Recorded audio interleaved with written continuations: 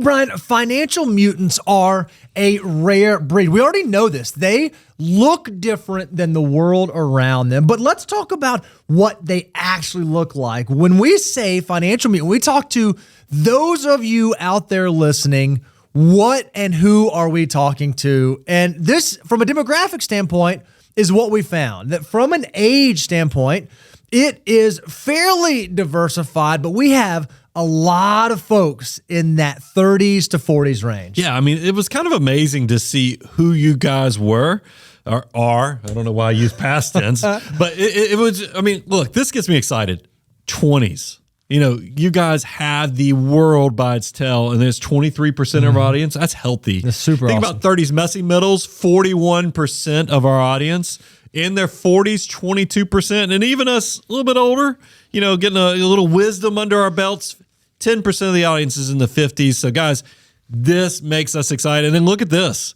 For all the people who are in the comment section, you know, trolling marriage, it's not my financial mutants, because 68% of our financial mutants are actually married financial mutants. And again, this is of the 25,000 respondents that responded to our financial mutant survey. And another question we asked, okay, this is what they look like from an age and from a marital status standpoint, but where are they? Where are you financial mutants? And it was awesome to see that you guys are all over the country. Yeah, it doesn't matter. High cost of living area, low cost of living area. This is why it is a blessing and a curse, is because now we know you really are all over the country. So as we create content, we try to make sure that we are loading you up. But it is one of those things is you can't just say, hey, all of our audience is out in California. Nope, it's California. It's just as much in Texas. It's just as much in the Northeast.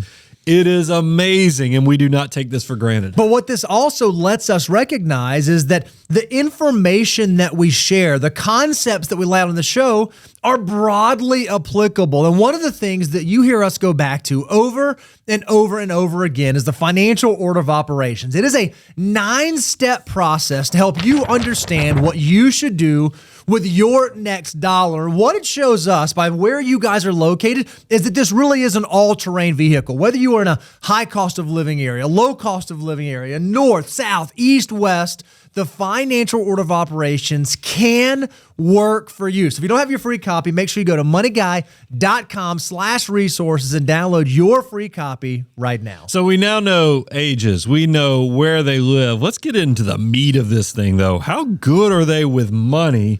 And this is the part that floored me. Because remember, this is not our millionaire survey. This is not just what the average public, this is Financial Mutants. You guys proactively went out there and filled out a survey. Our audience did, to tell us who you were.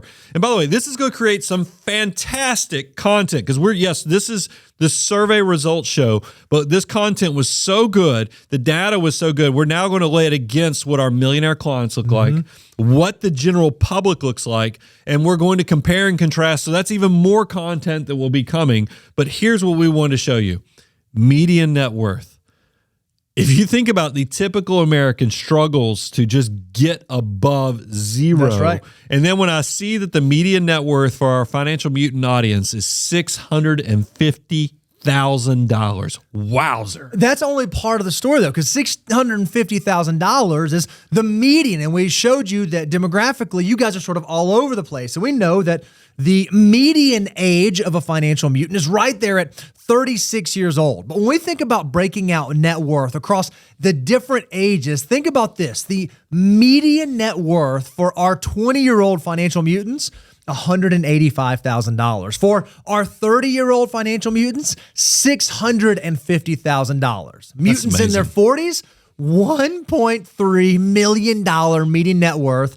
Those in their 50s, $2.3 million median net worth. And for those in their 60s, almost a $3 million median total net worth. Now, this is all net worth. These are assets that include home equity and all the other assets that show up on your financial statement. But we know, Brian, when we think about the average American, while they've seen their net worth increase, it's not always for the reason we'd like to see. Yeah, I mean, when you think about the Fred data coming from the Federal Reserve, it's like the 30% increase has been all home equity. Financial assets still stayed practically at nothing. So imagine our surprise when we ask you, financial mutants, how much in financial assets, because it's one thing to have net worth, how much of this is actually liquid financial assets. I'm talking about cash reserves, your 401ks, your brokerage accounts.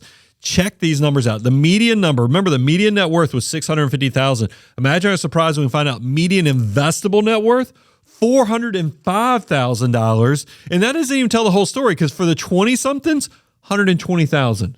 Wow. For the 30-somethings, it goes up to $400,000 of median investable net worth. For the 40s, $880,000. For the 50s, $1.6 million. And for the 60s, $2 million. What this shows us is that financial mutants recognize that part of the way that I build up wealth is actually save some of my income, some of my shovel for tomorrow. And the way I do that is by saving and investing those dollars to compound over time. And if I can do that consistently, I get to have a net worth that's not just all show. There's actually some real dough inside this net worth. So a lot of people are watching this, because realize we know 40% of audience is always brand new people coming through the door. So maybe you're watching this the first time. You don't even feel like a financial mutant, and you're even looking at this and going, aspirationally, who are these people? How can they have this level of success?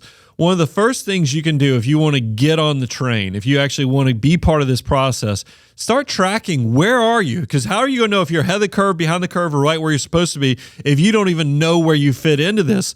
Go check out our net worth tool. Now, we have two ways we can get this for you. If you go get our free version, you can just go to moneyguy.com/resources, but you can see up on the screen, we actually have a dashboard version, which lets you use it as a tool. And if you go to learn.moneyguy.com, this is the exact same version of the net worth tool that we use. Bo and myself use this for tracking our own. What I like is, because like I said, I keep highlighting this dashboard, lets you see the three buckets. You know, how much of this is after-tax money? How much is it tax-free? How much is tax deferred? How has this journey changed on paying down my debts?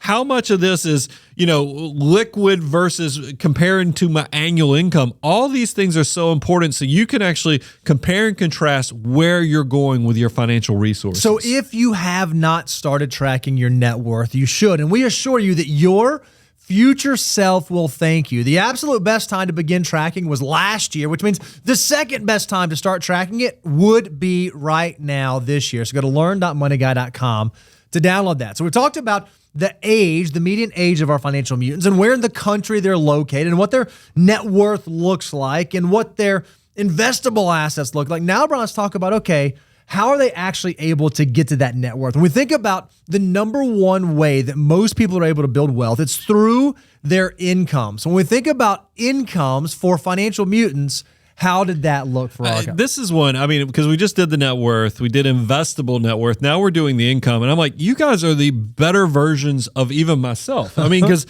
I'd always daydreamed that I had goals for myself. Now I realize I'm a little older, so you'd have to inflation adjust these goals up.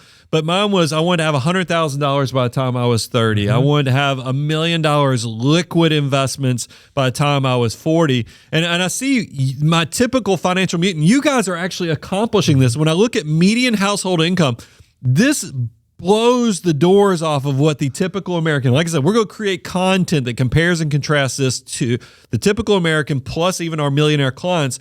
But to know that our 20-something listeners, our financial mutants out there listening, that their median household income is $120,000, that just blows my mind. And then, Bo, I think about the 30-somethings. Yeah. This is you in the messy middle, $185,000, and then peak earning years in the 40s, $210,000, 50s. You guys are extremely successful, even at $200,000 in the 50s. And of course, retirees still seem to have income coming in at six figures. That's truly amazing data here.